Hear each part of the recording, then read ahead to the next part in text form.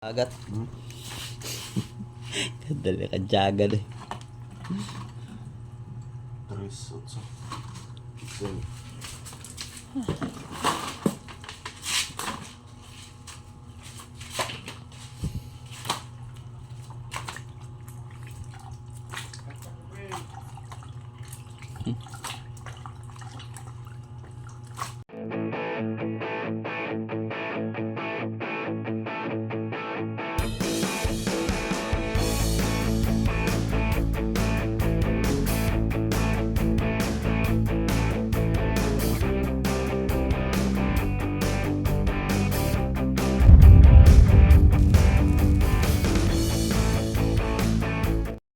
Ayan, road to mga kisig.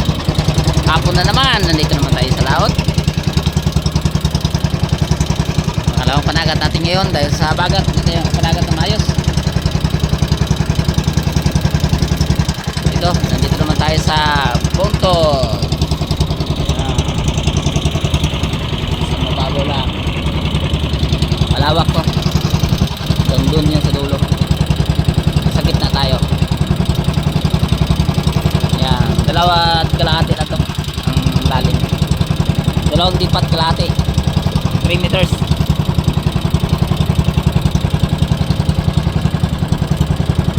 Yan, madumi yung kamay natin dahil nagloko yung makina natin kagabi. Kala ko naubusan na yun ng gasolina. Sabi ko naubusan ito ng gasolina, wala na to. Ngayon ayos ko, tumakbo ako, nilagyan ko ng gasolina, hindi pa rin tumandar.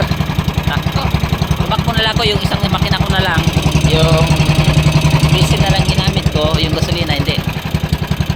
Pagdating dito na manggay tayo, 3 hila lang yan. Salamat tayo, maraming pain na nahuli. Nakarelax tayo ng maaga, saka inayos natin yung makina dahil hindi umaandar. Ginawa ko, tinanggal ko, nilinisan ko yung okay naman, nalinisan ko yung carburetor. Akala ko carburetor talaga, hindi maandar. Malinis na, ganda na yung kasi dahil sa tangke kong maluma na, kailangan na palitan ng plastic. Maraming kalawang stuck sa carburetor. Ang ginawa ko naman, nilinisan ko, di pa rin naandar. Plastic, hirapan ako sabi ko. Yung spark plug naman, yun ang kasing sakit ng gasolina spark plug, carburetor. Linisan ko na, naayos ko naman. Parang hindi mag-ayos ang bigay ng kalayo. Sabi ko sa spark plug, naayos ko naman. Maya tinisting ko naman ko ng gasolina, nilinisan ko, malayos na maayos, di pa rin naandar. Wala, anong diferensya nito? Kasi yung sira na kasi yung stop run nito, nilagyan ko ng stop run sa spark plug. Kung subukaw kayo paandar nga walang stop run, doon pala sa stop run ground din pala yung stop run ko sa spark plug patungo dito sa kabila. Yung stop run ko parang mabilis, dito ko nilagay sa yan, naka-transit siya yan.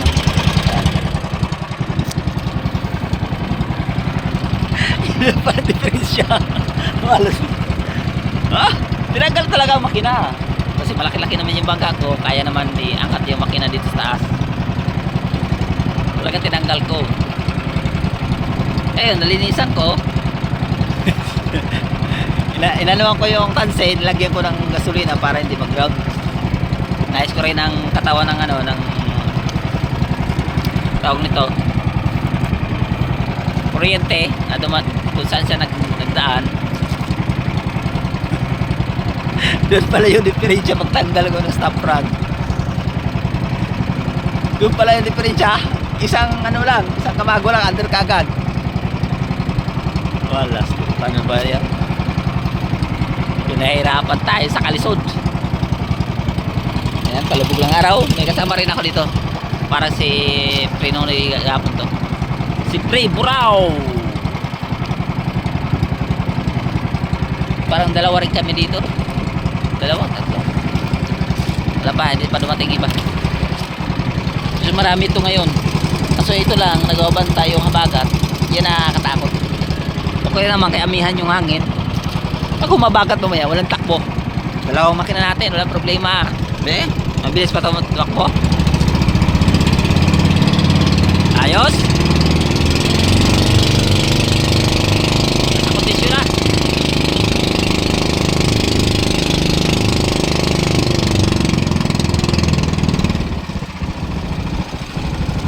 Nasa kondisyon na yung ano natin. Sa wakas. Yan kasi, pag nasa tabi, hindi nyo inaayos. Pag dito na sa dagat, saka na ayusin. Pero okay naman, marami naman. Kasi yung bangka ko, maraming dinadala ko mga gamit. Bahala na yung masira yan. Basta nandito sa bangka. Kasi may gamit din naman ako sa tabi na kinkis na may gamitin doon. Hindi yung dito yung ginagamit ko. Sabi nga na ipano, the burns. Yung bangka ko ra. Kung tagalin ang lahat ng laman, nasa 10 kilo pa 20 kilos ang laman. Iiwan sa sa tabi.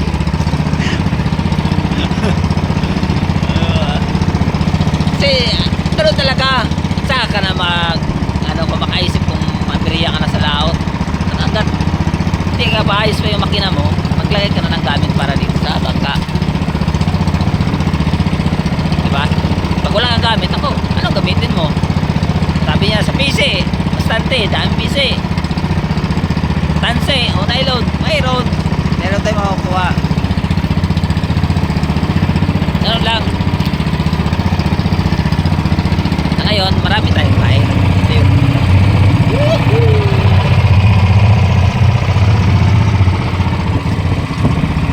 Mag-isama lang yung panahon. Talagang kaya natin nagpasan yung kagabi natin muli. Kung mag-isama ang panahon. Pag hindi mag-isama, hindi wala tayong magawa. Uwi tayo.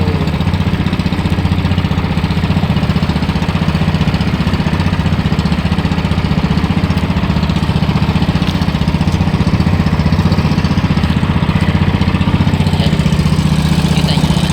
Abagat yan. Pero dito nagpakita yung samar. Yan. Kita nyo yan. Pakita yung samar. Pulanduta ba to? Oh, yung pulanduta pala to.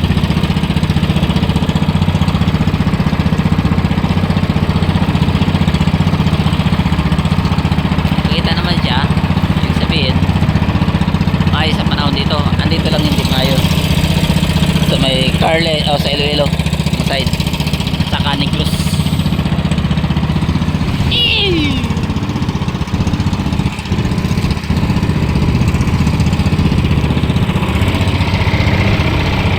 Talaga naman.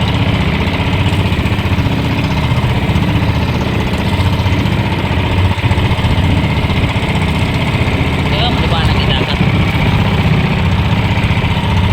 Wala din kapon. Okay. Ayan na. Ayan na. Ayan na. Yan, update lang mamaya mga kabasic. Ganun pa rin. Dito pa rin yung gamit natin. Mag-video lang tayo pag nahuli na. Hindi lang excited yung ano na. Exciting. Wala tayong nakakatakot pag gamitin natin sa mag-vlog yung camera natin, cellphone natin dyan ilagay. Dahil isa lang yung cellphone natin o isang dalawa, ilagay natin dyan. Meron tayong back-up na cellphone. Hindi sana. Meron naman ako may lagayan ako doon ng cellphone. Gagamitin ko yung makabili tayo ng cellphone na bago. Sana all. Bago. Okay. Yeah, may kasama ko dito. Hindi to taga parang si ano to? Taga Katipunan. Kabilang barangay. Okay. Update lang mamaya mga kapisik. Makahuli tayo ng pusit. Ayan. Nakapag-ariya na tayo. Pero wala pa ang kumakain. Wala pa ang tumatayo. Yung mga ano natin, payaw. Ito pa yun. Yung maliliit na ilaw na yan. Yan ang payaw natin.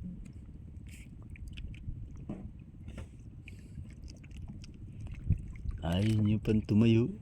Nandun ang iba, oh. Marami yan. 20 piraso kasi ito yan. 20 pirasong payaw natin, mga ka-fishing.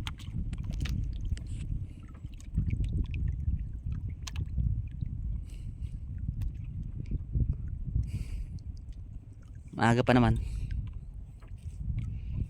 Tsaka wala pang agos ang dagat. Mahina pa. Ay, habaya ya. Ayaw paghabaya. Ayaw pag-utda ang akong pasol. Tigiding, tigiding.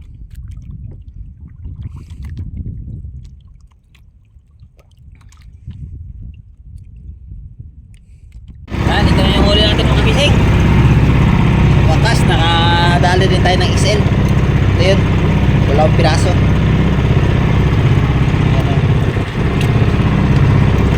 XL din tayo.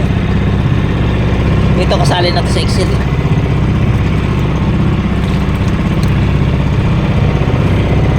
Ito pala.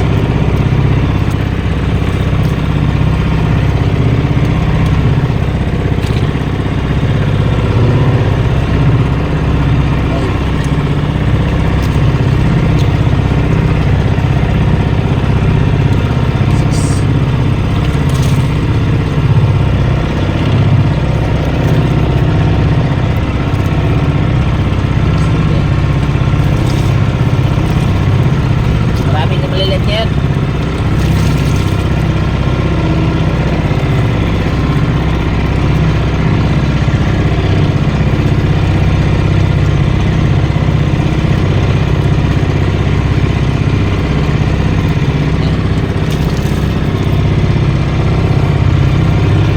Yan o, dami.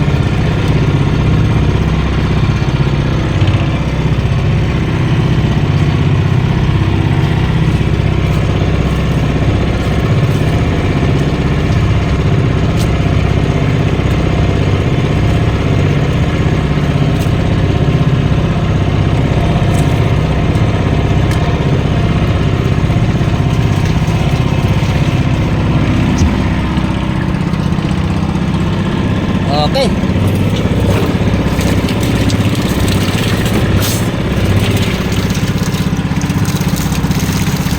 Let's go. Agat. Dali ka jagan eh. 3, 8, 7.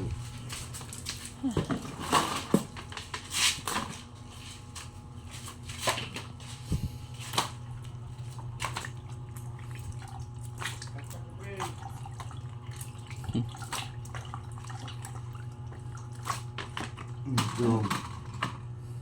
3 size ng dicing ko.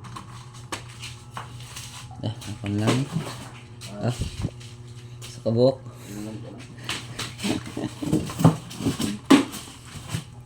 Okay. Thank you. Ito na, fishing ang huli natin. 2,700 lamang. Saglit-saglit tayo managat dahil sa habagat tsaka bagyo. Hanggat linaw pa managat.